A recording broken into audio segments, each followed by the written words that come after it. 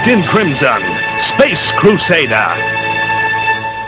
Captain Crimson had been with us for 3 weeks, and I remember, because it was Amy's birthday that week, and I'd been really looking forward to going to her party. It must be great having your birthday in the summer holidays, because you've got one fantastic present guaranteed. You don't have to go to school. Wiz had been cooking up a storm organising the food for the party. It was lucky she'd done all those weight training classes. The captain couldn't believe his eyes when he saw all the food. Then he couldn't believe his ears when we told him he wasn't going to get any. Well, it would have been 2 galaxies beyond impossible to hide a 6-foot space crusader at a party for 10-year-olds. That sent him into a right old sulk.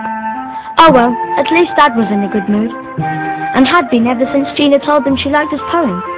He was so happy he'd even finished the Captain Crimson story early. I actually thought that maybe life was getting back to normal. What a joke. I can't.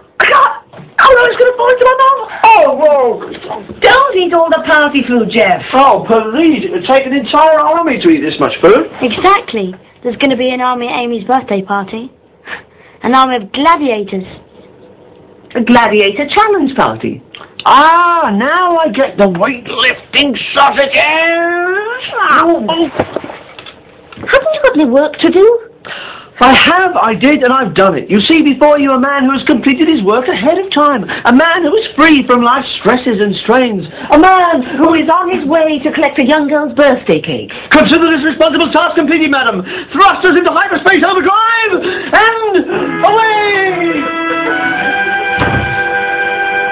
Have you seen this? Not yet. Dad's only just finished it. Why, what's wrong with it? It's dull. Dull, dull, dull, dull, dull. You don't like it then? Look at this. Captain Crimson looked at the alien landscape in front of him. It was quite nice. Quite nice? Hi, I'm Captain Crimson, fearless space crusader, explorer of quite nice places. And listen to this bit.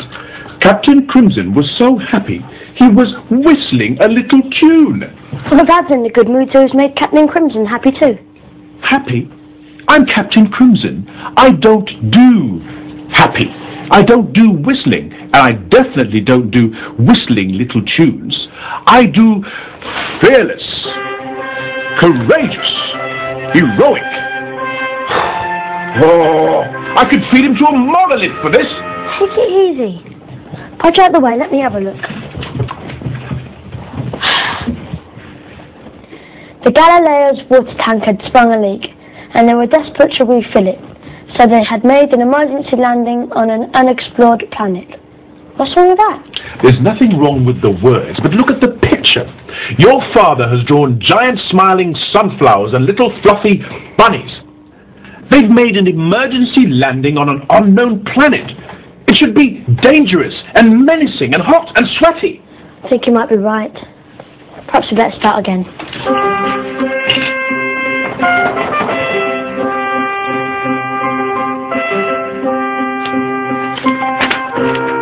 Oh, I know. Why don't we draw the planet with 2 suns? That would make it hot and sweaty. Yes. Then we could say something like, twin suns shone down. What about beat down? Yes. Beat sounds even hotter. Twin suns beat down upon Captain Crimson and his crew. We ought to say something about the heat. Yes, okay, I know. The heat was utterly stifling and the air was filled with a vile smell. That's good. Why don't we put stench instead of smell? I like it. Stench sounds even smellier. So the heat was utterly stifling and the air was filled with a vile stench. Oh, this place sounds revolting. Why, thank you, short stuff. Morning, Maggie. Hello, love. Come for Amy's cake, have you? Hang on a minute, it's out the pack.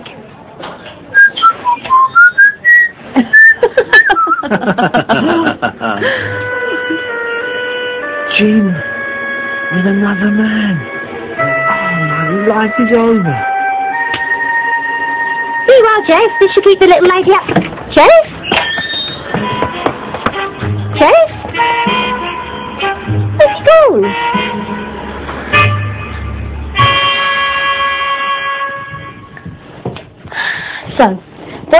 landing party find while they were exploring this hot, smelly planet?